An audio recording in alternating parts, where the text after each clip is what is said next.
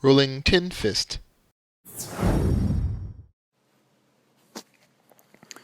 Hello, man. Topic I wanted to talk about a while ago that I'm getting back to is the subject of female barbers.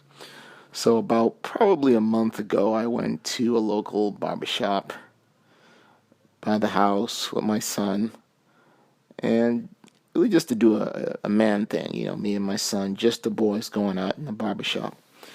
Now, this barbershop isn't a typical neighborhood barbershop. It's one of those chains that quote unquote caters to men. So they have all these women in referee outfits. They have the sports TV stuff going on, the stereotypical male stuff. The idea being they're kind of appealing to men based on really their sexuality and the entertainment value, the stereotypical entertainment value. Um, And the only reason I went is because it's convenient, and I figured, okay, they did a decent, which is to say mediocre job of my hair. They should at least be able to cut my son's hair, if I give him some instructions.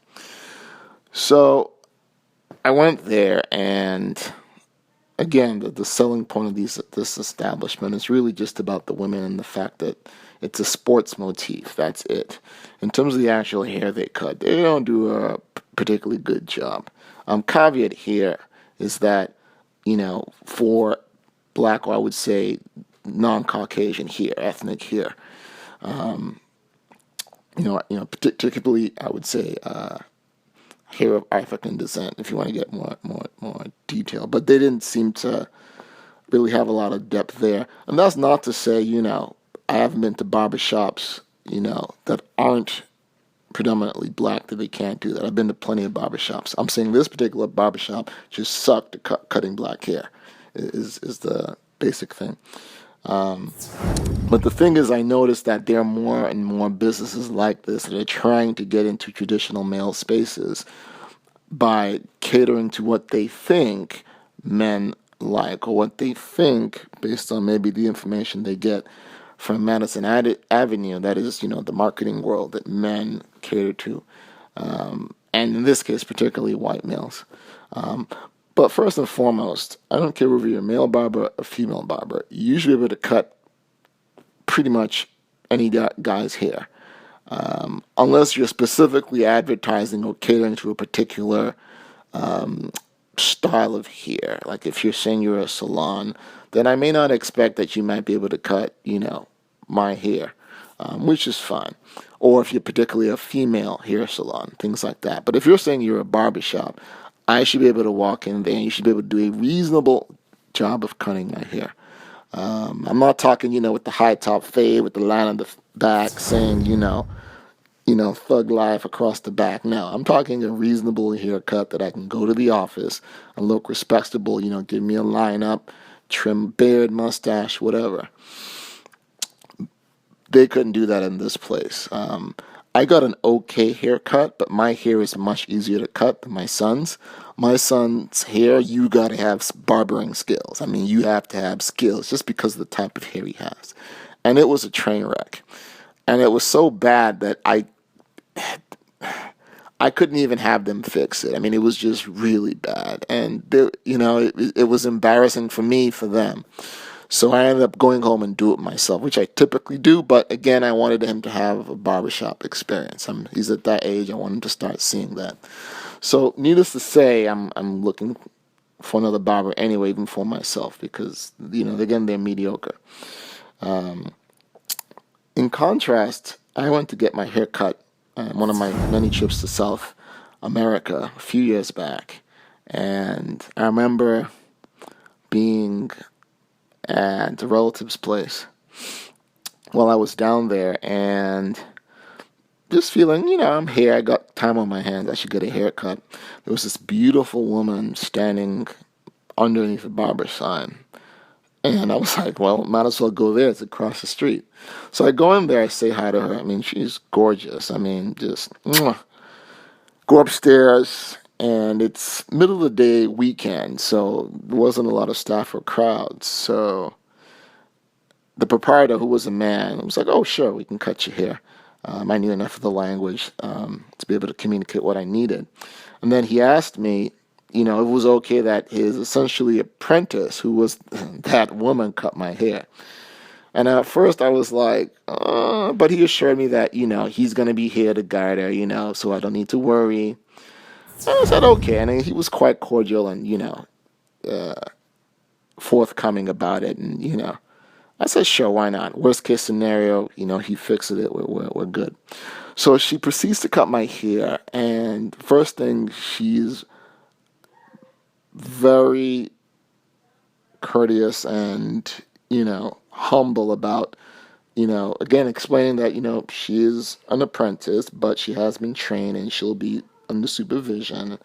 And, she did a spectacular job. One of the best haircuts I've ever got. She also lined me up with a straight razor. Okay. Now, those of you who know about barbershops, you got to be really good to line somebody up with a straight razor. Okay. You got to be good. And she did a great job.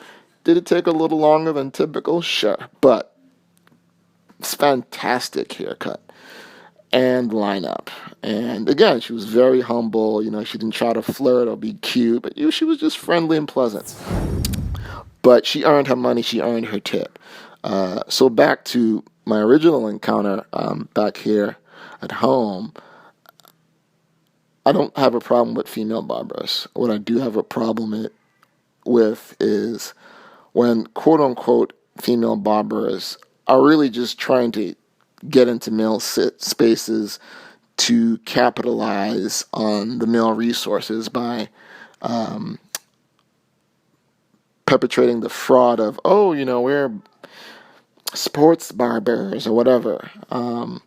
So I wasn't crazy about that. So the heads up for guys out there is, particularly, men of color, is that, particularly if you have, kids, or even if you have, young folks you mentor, whatever, that, there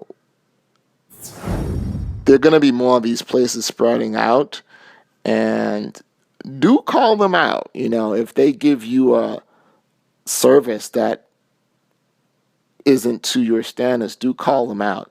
I didn't call them out, only because, I was just shocked, horrified, and embarrassed all at the same time.